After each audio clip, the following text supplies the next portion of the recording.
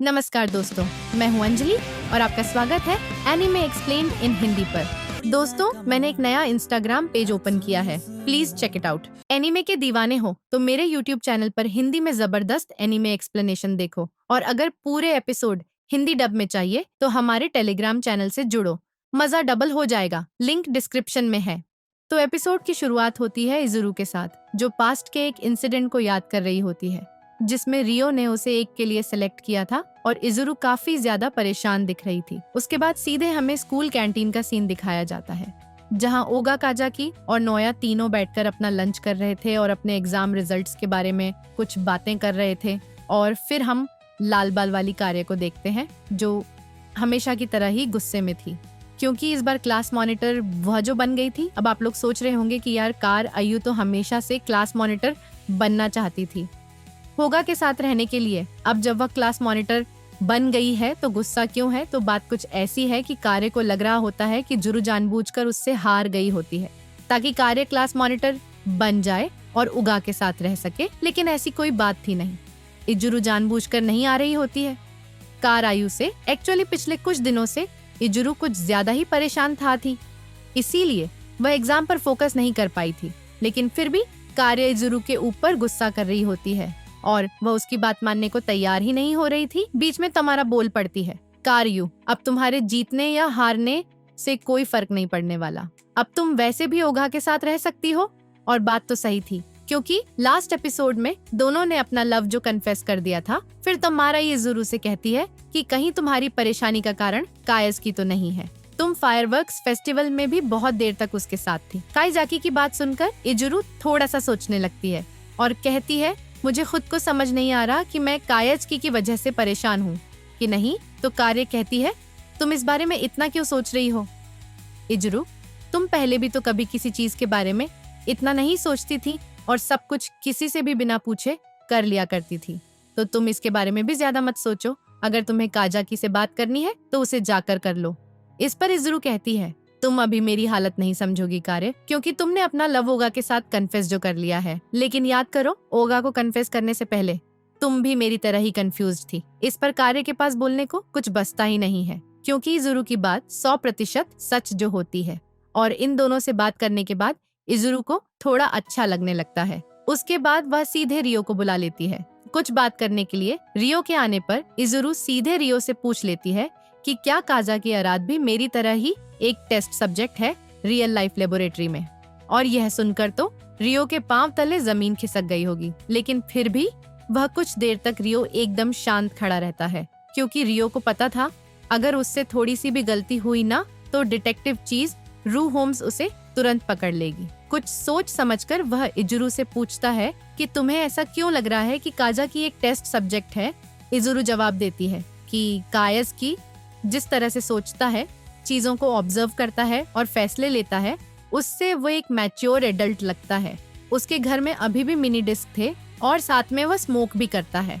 इतने सारे रीजन सुनकर रियो कहता है, इस सिचुएशन में मैं ना तो हाँ कह सकता हूँ और ना ही मना कर सकता हूँ। मान लेते हैं कि काजाकी एक टेस्ट सब्जेक्ट है जो कि तुम्हें लग रहा है, और अगर ऐसा हुआ तो काजाकी का एक्सपेरिमेंट खत्म होने के बाद तुम उसे कभी नहीं देख सकोगी। क्या तुम ऐसा चाहती हो इजुरू? अब यहाँ पर थोड़ी देर के लिए शांत छा जाती है। कुछ देर बाद रियो फिर कहता है, वैसे मैं बहुत हैरान हूँ। आमतौर पर तुम दूसरे लोगों पर इतना ध्यान नहीं देती, लेकिन तुमने काजाकी के बारे में सोचने और उसे देखने में बहुत टाइम स्पेंड किया है, और यह दर्शाता है कि तुम पहले से बदल रही हो इजुरू, और तुम पहले से ज्यादा स्माइल भी करने लगी हो।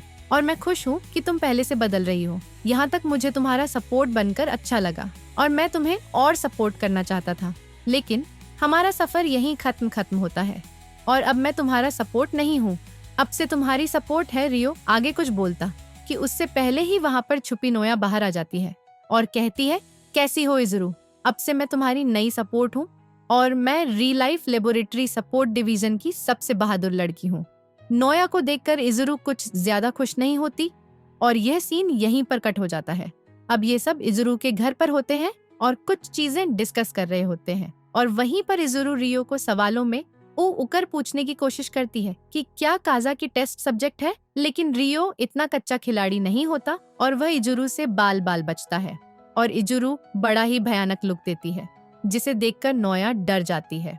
उसके बाद हमें सीधे कॉलेज का सीन दिखाया जाता है, जहाँ कल्चरल फेस्टिवल की तैयारी चल रही होती है। अब ओगा और कारे अकेले सारी तैयारियां तो नहीं कर सकते थे, इसीलिए वो दोनों क्लास में से एक लड़का और एक लड़की को सब कुछ मैनेज करने के लिए चुनने का फैसला करते हैं।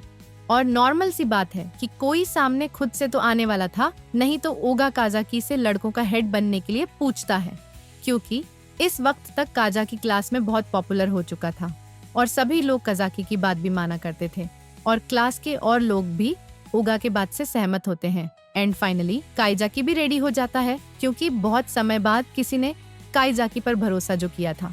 अब लड़कों का हेड तो काजाकी बन चुका था, लेकिन लड़कियों का क्या, यह सोच सकते हुए ओगा जब अपनी नजरें घुमाता है तो वह हैरान हो जाता है, क्योंकि लड़कियों का हेड बनने के लिए इजुरु ने खुद का नाम दिया होता है और बाकी लोग भी इस बात पर हैरान होते हैं, क्योंकि आप जानते ही हो कि इजुरु कैसी है। इसीलिए फिर कायाज़की और इजुरु और सारी क्लास सोचने लगते हैं कि फंक्शन में उनकी क्लास क्या करेगी। और बहुत सोचने के बाद इनकी क्लास ने इंग्लिश स्टाइल कैफे करने का निर्णय लिया था और इसीलिए काजाकी और इजुरु सारी प्लानिंग करने में लग जाते हैं। और यहीं पे काइजाकी इजुरु से पूछता है कि इजुरु, तुमने सामने से अपना नाम दिया लड़कियों का हेड बनने के लिए, मुझे लगता था कि तुम्हें ये सब पसंद नहीं है, तो ऐसा करने का कोई खास रीजन है क्या? तो इजुरु उसे बताती है कि वो इस बार क्लास मॉनिटर नहीं बन पाई, तो इसीलिए उसने इस फंक्शन में गर्ल्स हेड बनने का सोचा। और काजाकी ने भी तो उसे कहा था कि ज्यादा से ज्यादा दोस्त बनाओ और जिंदगी के हर लब्बे को खुलकर जियो, तो बस इसीलिए इजुरु ने गर्ल्स हेड बनने का सोचा। और इस बात से कायज खुश भी होता है और हैरान भी, और बस इजुरु को देखे ही जा रहा होता है। और क्यों देखे जा रहा होता है वो मुझे एक्सप्लेन करने की जरूरत नहीं है। और ये सीन यहीं पर कट हो जाता है। फिर अगले दिन काजाकी और इजुरु सारी चीजें प्लान कर लेते हैं और जाकर सब कुछ ओगा को बता देते हैं कि कौन क्या काम करेगा, कितना खर्चा आएगा और लगने वाले सामान की लिस्ट और वो सारी चीजें जिनकी जरूरत इन्हें पड़ेगी ओगा को। वहां अकेला देखकर काइजाकी पूछता है, ओगा तू अकेला क्यों बैठा है, कार्य कहाँ है? तो इसका जवाब देने के लिए ओगा दोनों को ग्राउंड में लेकर जाता है और वहीं बैठकर सविस्तार यानी कि डिटेल में सारी बातें समझाता है। कार्य और ओगा का झगड़ा हो गया था, क्योंकि कार्य ओगा के घर आना चाहती थी, लेकिन ओगा उसे अपने घर लेकर नहीं जाना चाहता था और वो कार्य को कोई प्रॉपर रीजन भी नहीं बता रहा था कि वो कार्य को अपने घर क्यों नहीं ले जा सकता। तो बस इसी बात पर इन दोनों का झगड़ा हो जाता है। ओगा काइजाकी और इजुरु को बताता है कि क्यों वो कार्य को अपने घर नहीं लेकर जा सकता। ओगा का भाई कुछ दिनों से बहुत परेशान है और वह घर पर ढंग से किसी से बात तो करता नहीं।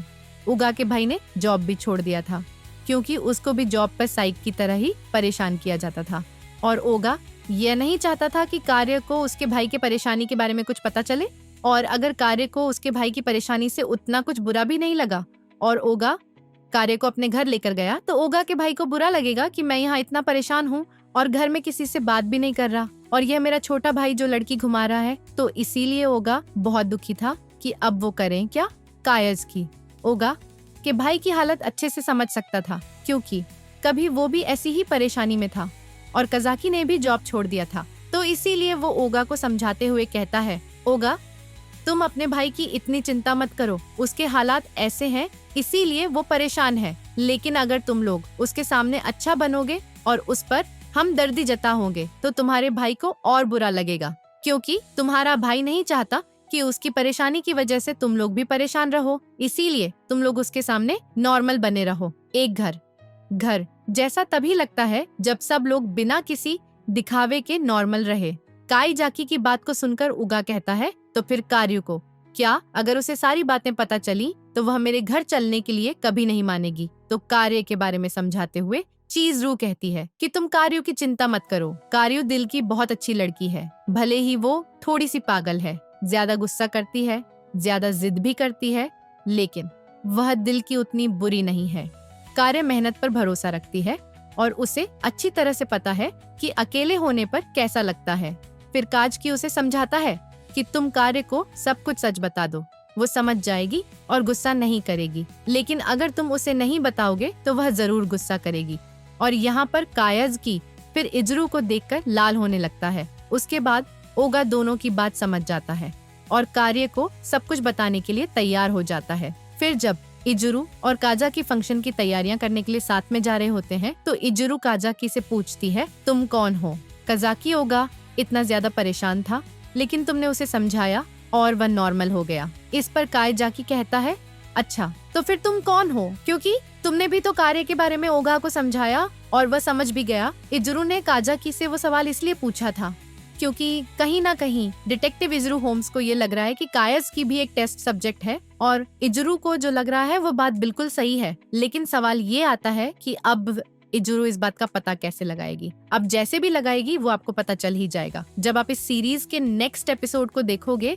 एंड नेक्स्ट एपिसोड भी तब देखोगे जब आपको नेक्स्ट एपिसोड का नोटिफिकेशन मिलेगा। नोटिफिकेशन आपको तभी मिलेगा जब आप इस चैनल को सब्सक्राइब करके वो बेल का आइकन प्रेस कर दो। तो अब इंतजार कैसा कर रहे हो भाई, कर दो बेल। उसके बाद कॉलेज के सारे लोग मिलकर कॉलेज को नई नवेली दुल्हन की तरह सजाने लग जाते हैं क्योंकि कल्चरल फेस्टिवल जो आ रहा है और काम के साथ साथ सब मजे भी कर रहे होते हैं। और फिर हम सीधे लास्ट में देखते हैं जहाँ इजुरु काम करके थक चुकी थी और वहीं टेबल पर ही सो रही थी तो काजाकी उसके पास जाता है और वहीं उसके बगल वाले टेबल पर बैठ जाता है और बहुत देर तक इजुरु को देखता रहता है और सिर्फ देखता ही रहता है और अपने मन में कहता है कि मुझे लगता है मैं तुमसे प्यार कर बैठा हूँ, चिज़ुरु।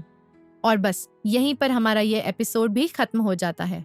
और अगर आपको यह सीरीज पसंद आई है तो आप अपने दोस्तों के साथ भी शेयर करो ताकि आपके दोस्त भी इस कमाल की सीरीज का आनंद ले सके। और हाँ, वीडियो को एक लाइक भी कर देना। तो मिलते हैं नेक्स्ट एपिसोड में।